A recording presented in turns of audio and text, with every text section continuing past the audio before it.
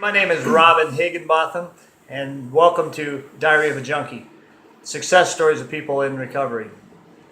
Diary of a Junkie is sponsored by the Fuck Heroin Foundation and Clean Motives LLC. And as my guest today, I have Ryan with me. I appreciate you being here, Ryan. You're welcome. He is going to share some of his amazing story through recovery and to where he's at now. And with that, I'll bring you Ryan. Hey, what's up, guys? I'm Ryan. Addiction for me, it's not something I one day just decided I want to do. I just didn't pick up drugs and be like, oh, I thought this would be fun. I was actually born into this lifestyle. My mom being a heroin addict, my dad's a raging alcoholic, my whole family, every one of them I can think of, aunts, uncles, and yeah, man, I was just born into it from the day I was born. It's the only life I knew. It's all I ever saw growing up my entire life. And along with that lifestyle came abuse, neglect, abandonment, really like beatings over and over. And over time, it just numbed me out. Numbed me out to feelings, to pain. Like I just was empty and dead to the world. I was just basically a walking shell. No one was home inside. Not having much family growing up. I spent many winters with no heat, wondering where my food was going to come from. Just stressed out and depression set in. And over the years, being so alone, my mom wasn't there.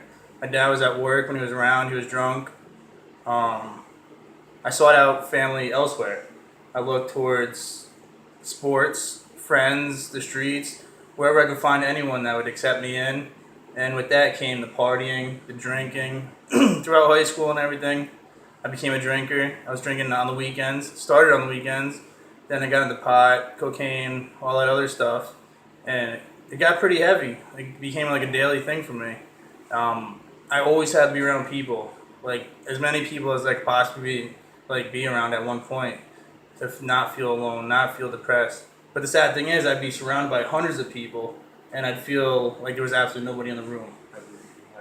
I can relate to that. Where are you from? I'm from Pennsylvania. Pennsylvania. I was born in New Jersey, so I was back and forth between New Jersey, Pennsylvania, and then as I got older, I ended up getting hurt at work, breaking my back and whatnot. Even though I dabbled here and there in painkillers a little bit, it wasn't really a big thing for me until I broke my back, and it was pretty serious. I had 3 spine surgeries, and along with the pain and of the surgeries, I got prescribed opiates, and that was my first real introduction to opiates.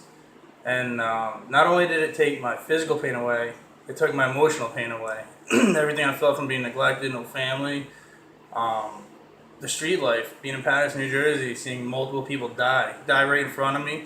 It got such routine, I stepping over bodies just to get to my car. It was just like an everyday thing for me.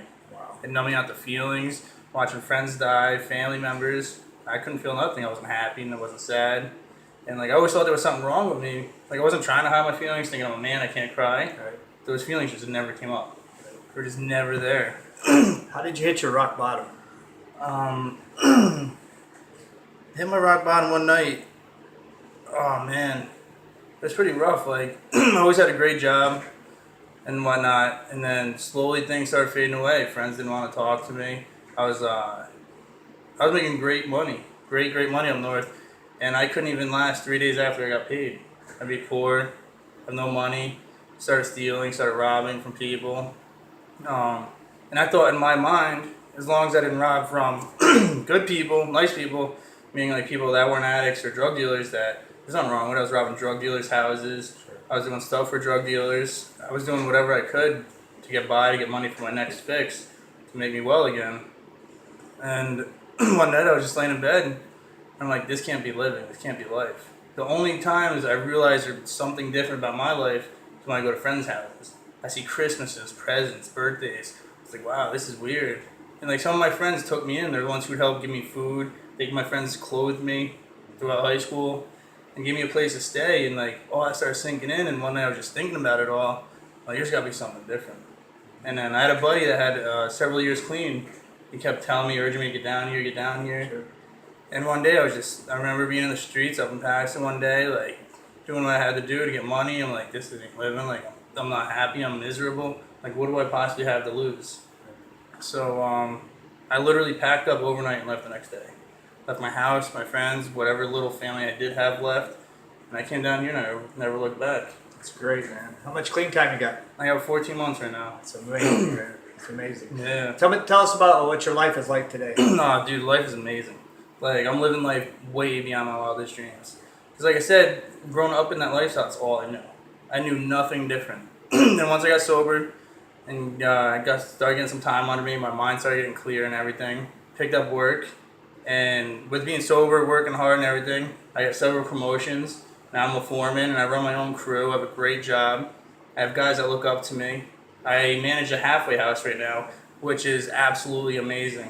Seeing where these kids were once at to where the progress they're making right now to becoming the men they are is awesome. Like, I stay in their lives, talk to them every day, and like I help, and it feels great because I've been there, so I can help guide them through the situations. That's right.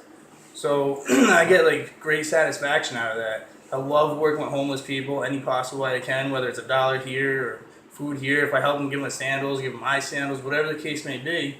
Or I might not have nothing that day. Sometimes I'll just sit down and talk to them. Feels good, doesn't it? Oh, great. Yeah. It's like so fulfilling because I know that feeling. I've been there.